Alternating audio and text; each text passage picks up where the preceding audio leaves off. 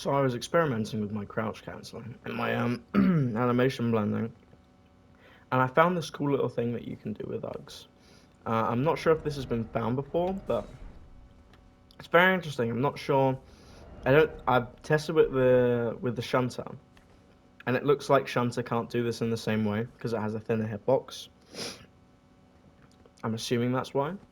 Maybe something to do with frame data. I'm gonna have to make a follow up on this, but I'll show you the tech now. It's basically sort of blending your hitbox so you get a wider, uh, almost an arc to your what would usually be your crouch poke, then turns into a sort of crouch arc. Do you see that?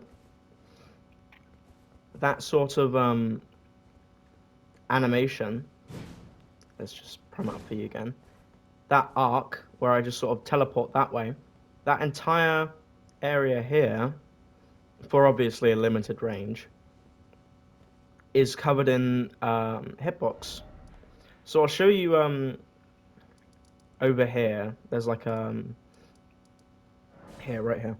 There's an enemy I can try this on, where I can show you that it actually does cover quite a bit of ground, like this. It covers a certain distance.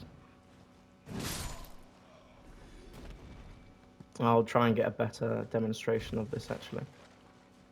Some use in here.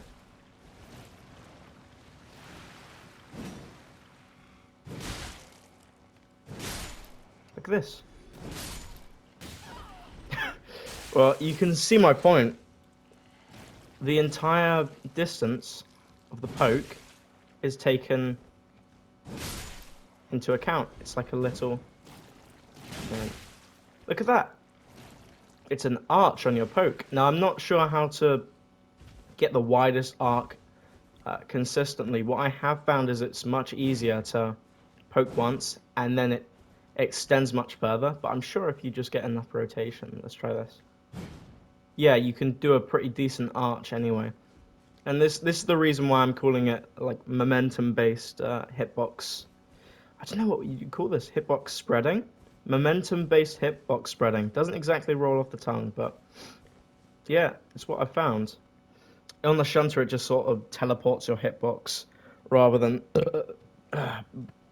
spreading it in the same way that you do get on Uggs. So anyway, the way to pull this tech off is you basically spin through your crouch attack, and then at a certain point you just let it go.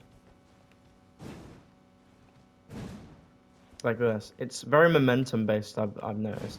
I'm sure if you play around with it enough, you'll get it down to a science. I haven't practiced much with it yet. Like this.